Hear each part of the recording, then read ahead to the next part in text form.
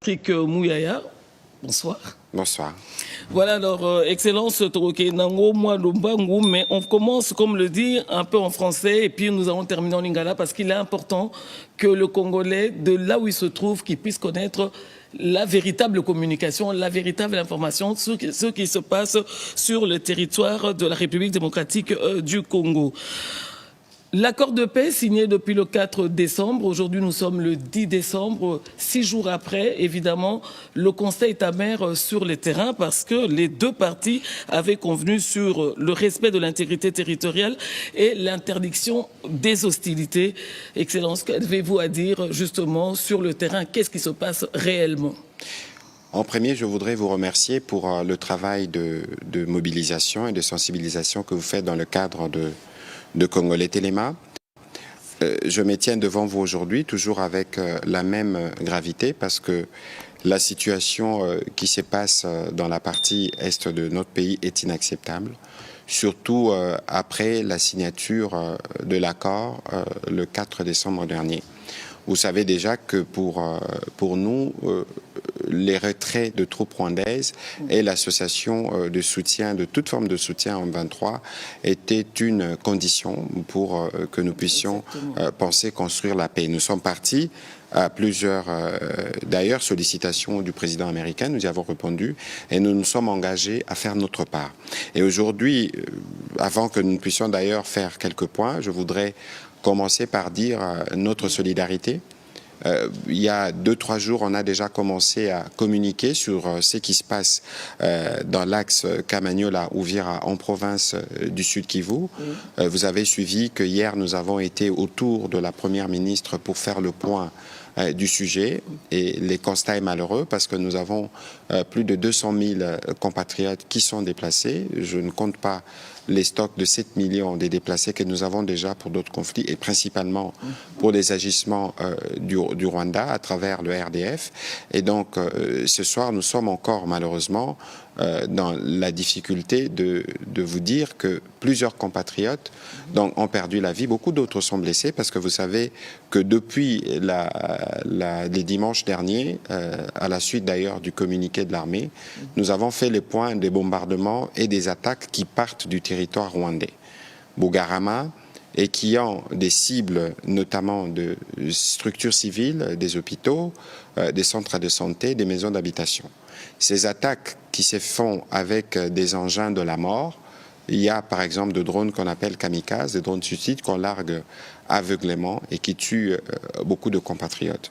Et vous savez que généralement pour nos forces armées de la République démocratique du Congo, dans les règles d'engagement, nous tenons compte de plusieurs choses, notamment le fait que c'est sur notre territoire que ces violences se font et ce sont nos compatriotes qui perdent la vie ou qui sont blessés. Au moment où je vous parle, on a au moins déjà recensé 83 blessés.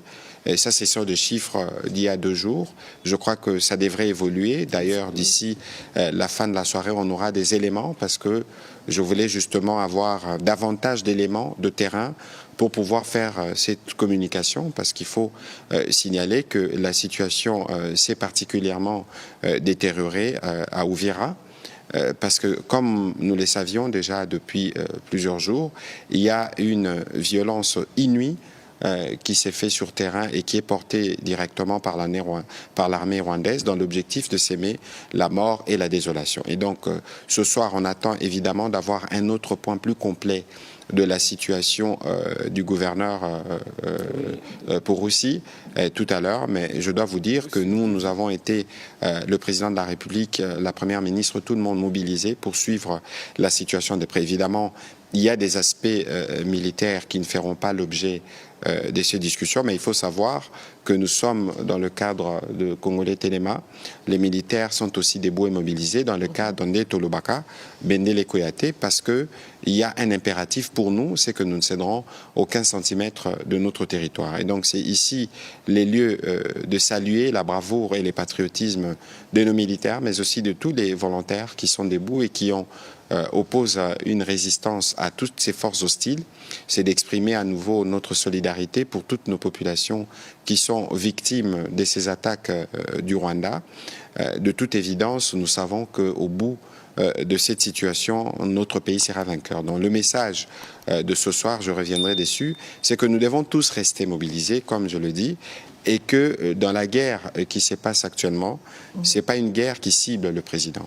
Les offensives dont il est question ici, ce n'est pas simplement ce qu'on voit sur l'axe Kamanyola-Uvira. C'est plusieurs points qui sont attaqués simultanément. On a des actions hostiles Walungu, Shabunda, dans les axes précis. Je pense qu'au niveau de l'armée, ils pourront faire ou nous envoyer des éléments plus précis pour communiquer, y compris dans la province du Nord Kivu, dans l'axe Masisi-Walikale ou encore dans l'axe Lubero. Pourquoi nous les disons? Parce que nous avons un besoin pour les Congolais d'être mobilisés. Et lorsque nous venons communiquer pour justement éviter que nos populations tombent dans le piège du poison rwandais. Nous les disons tous les jours parce que la guerre s'est faite à plusieurs niveaux. Mais ce que je dois rappeler ici, c'est la détermination du président de la République et de nos forces armées à s'assurer que nous avons protégé à la fois nos populations et notre territoire. Oui, parce que c'est important parce que ça fuse de tous les sens et chacun mène, comme je dis, le commentaire est libre, mais l'important c'est de connaître la véritable information. Aujourd'hui, on parle encore des populations. C'est vrai qu'il y a eu un moment, il était question du corridor humanitaire au niveau de l'aéroport de Goma, évidemment, qui n'est toujours pas ouvert. Mais aujourd'hui, Excellence, quelle est la situation de nos populations face à ces violences? Bon, maintenant c'est ça, évidemment, j'attendais de recevoir des éléments récemment, notamment sur les nombres de morts. Mais je vous ai dit tout à l'heure que des chiffres que nous avons reçus il y a 48 heures, on était à 83 morts et plusieurs blessés, notamment des enfants et des femmes. Vous savez que ce sont les personnes les plus vulnérables, les plus touchées. Nous pourrons évidemment revenir dans une prochaine communication avec des chiffres plus consolidés, le temps que le gouverneur pour aussi puisse les rassembler, nous les donner. Mais déjà, ce qu'on peut dire, c'est qu'il y a plus de 200 000 personnes qui sont déplacées.